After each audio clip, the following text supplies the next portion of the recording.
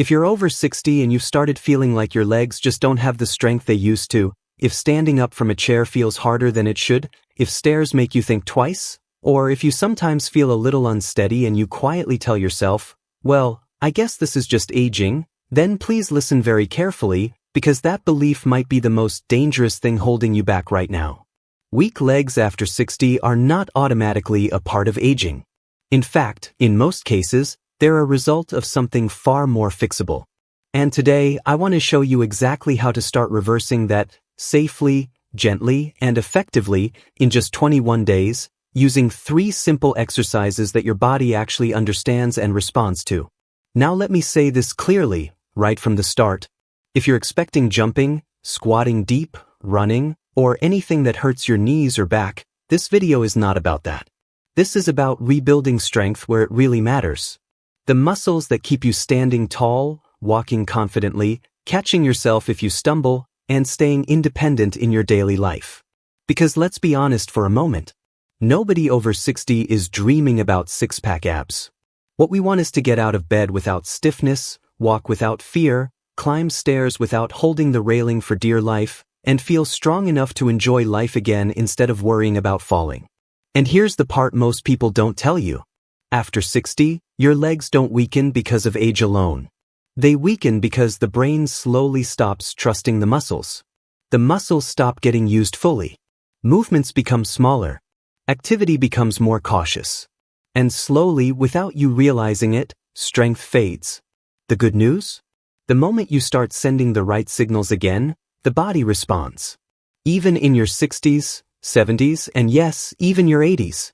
I've seen it happen again and again. People who thought their best days were behind them suddenly feel steadier, stronger, and more confident within just a few weeks. Not because they trained harder, but because they trained smarter. And that's exactly what I want for you. So let me ask you something. When was the last time you truly focused on your legs, not just walking, not just staying busy, but actually telling your muscles, hey, I still need you to be strong? If the answer is, I don't remember, then this video could change everything for you. The first exercise I want you to focus on over the next 21 days is one that looks almost too simple to matter, but it's one of the most powerful ways to wake your legs back up. It's standing up and sitting down with intention. Now before you scroll away and think, I do that all day, hear me out. Most people collapse into chairs and push themselves up using momentum, their hands, or their back. That doesn't build strength. What we're doing instead is retraining your thighs, hips, and core to work together again. You start seated on a sturdy chair, feet flat on the floor, about hip-width apart. You lean slightly forward, keep your chest tall, and slowly stand up using your legs, not your hands. Then you slowly sit back down under control, like you're lowering yourself onto a fragile surface. That slow lowering is where the magic happens. Those muscles are waking up. They're learning how to control your body again. At first, you might only manage 5 or 6 good repetitions. That's perfectly fine. This is not about pushing through pain.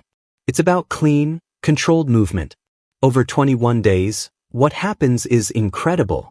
Your legs start recognizing this movement as important. Standing up becomes easier. Chairs feel lower. And you stop dreading things like getting out of the car or off the couch. Now here's something important. If your knees feel uncomfortable, you shorten the range.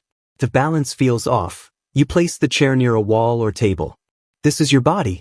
You meet it where it is today, not where you think it should be. The second exercise is one almost nobody does anymore, and that's exactly why it's so powerful after 60. It's controlled leg lifting while standing. This targets the muscles that keep you balanced when you walk, turn, or step over something. These muscles are often the first to weaken, and when they do, falls become more likely. You stand tall, holding onto the back of a chair or a counter for support. You slowly lift one knee up as if you're stepping onto a low step, then slowly lower it back down. No swinging. No rushing. Just smooth, controlled movement. Then you switch sides. What this does is re-educate your nervous system. Your brain starts trusting your legs again. Balance improves. Walking feels smoother. And here's something people don't expect. Their confidence comes back. They stop shuffling. They stop looking at the floor all the time. At first, you may feel a little shaky. That's not weakness. That's your system waking up. Over 21 days, that shakiness fades and gets replaced with steadiness. And let me be very clear here. If you've ever been told, just walk more, I want you to understand something. Walking is great, but walking alone doesn't fully activate these stabilizing muscles. That's why so many people walk every day and still feel weak. These movements fill in the gaps walking leaves behind. Now, the third exercise is the one most people over 60 completely ignore, yet it might be the most important of all. It's heel raises. Standing tall, holding onto support, you slowly rise up onto the balls of your feet, lifting your heels off the ground, then slowly lower back down. Why does this matter so much? Because your calves are your body's second heart.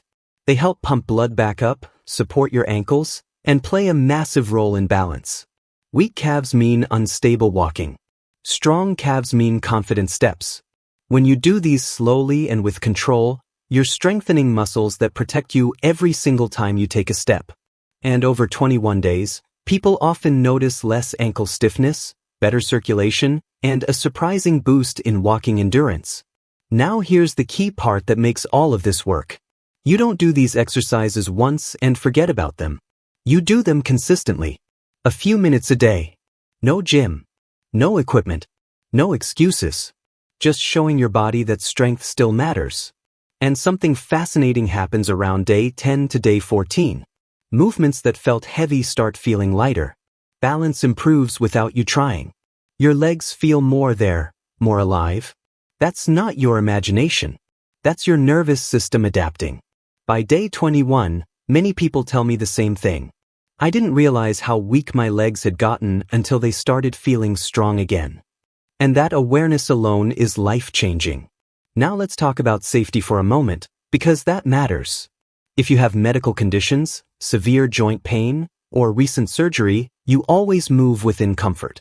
Mild muscle fatigue is okay. Sharp pain is not. You breathe normally. You move slowly. And you focus on quality, not quantity. This is not about chasing exhaustion. It's about rebuilding trust between your brain and your legs.